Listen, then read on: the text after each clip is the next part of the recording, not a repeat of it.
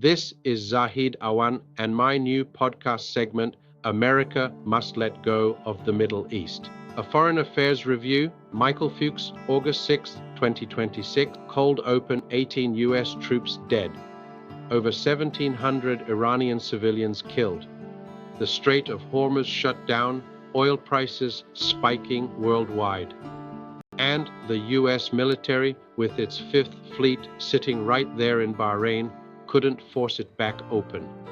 That's the backdrop for a piece that came out this week in Foreign Affairs, and it's making a pretty bold case. It's time for the United States to pull every single soldier out of the Middle East. Not draw down, not consolidate, leave. Let's get into it. The setup. The author is Michael Fuchs, director at the Open Society Foundation's, former Deputy Chief of Staff to Vice President Harris, former State Department official under Hillary Clinton. So this is someone who's been inside the machine, not an outside commentator. His argument, in one sentence, the failed war with Iran isn't a one-off mistake. It's the predictable end product of 35 years of U.S. military presence in the region, going all the way back to the Gulf War in 1990. And he's got the numbers to back up the scale of what he's talking about. Right now, before any of this drawdown talk, the U.S. has troops scattered across 7 countries, thousands in Kuwait, Qatar, Bahrain, Jordan, the UAE, Saudi Arabia, Iraq.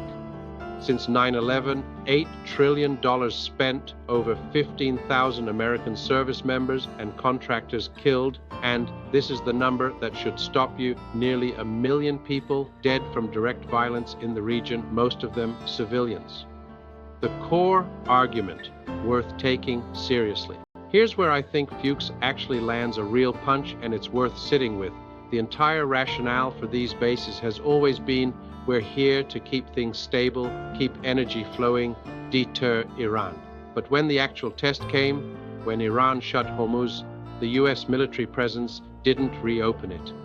15 U.S. sites got hit or damaged in 5 months. So his question is, if the shield doesn't actually shield you and instead just gives your adversary more targets to hit, what exactly is the presence buying you? That's not a throwaway line. That's a legitimate strategic challenge to 60 years of received wisdom about forward basing. Where I'd push back, and I think any good faith listener needs to hear this, a few parts of the argument are doing more work than the evidence supports. 1. The causation problem.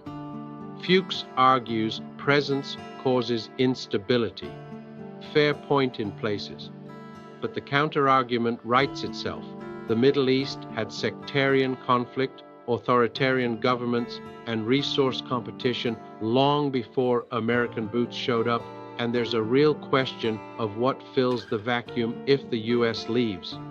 He gestures at this with ISIS after the 2011 drawdown, but frames it as an argument for leaving rather than a cautionary tale about what happens when you do.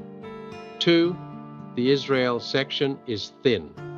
He asserts Israel is more than capable of defending itself, and that U.S. backing has actually emboldened riskier Israeli behavior. Both claims are plausible, but neither is really demonstrated in the piece. It's asserted, not argued. 3. Counterterrorism. He waves at remote surveillance and allied intelligence sharing as substitutes for a forward presence, without really grappling with how much operational capability that trades away. The political frame, why this matters beyond the article. Here's the bigger picture for listeners. This piece sits squarely in the restraint camp of U.S. foreign policy thinking. Folks like the Quincy Institute, some libertarians, realist scholars, who've been arguing for retrenchment for years and see this war as their vindication. On the other side, you've got the traditional foreign policy establishment, hawks in both parties, who'd say the lesson from a failed war isn't leave everything, it's use better judgment about when to fight. They'd argue presence, however messy, has prevented bigger conflagrations we don't see because they didn't happen. Fuchs doesn't spend a lot of time steel-manning that opposing view before knocking it down. Worth knowing going in, this is an advocacy piece published as opinion, not a neutral audit. The number that'll stick with listeners. One polling stat worth reading out loud on air. 62% of Americans now say they want to stay out of wars as much as possible. And more than half of Republicans aged 18 to 44 opposed this Iran war from the very start, which Fuchs notes is unusual. Usually, public support for a war peaks early and erodes.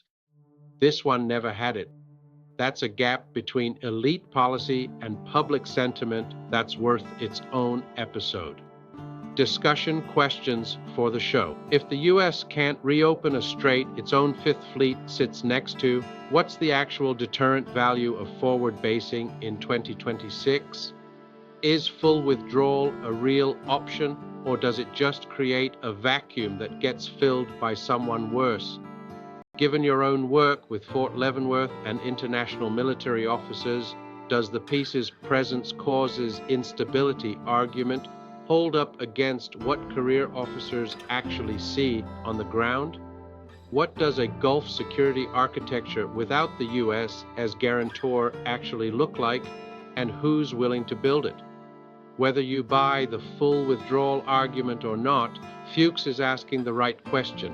After 35 years and $8 trillion, what has this presence actually bought us?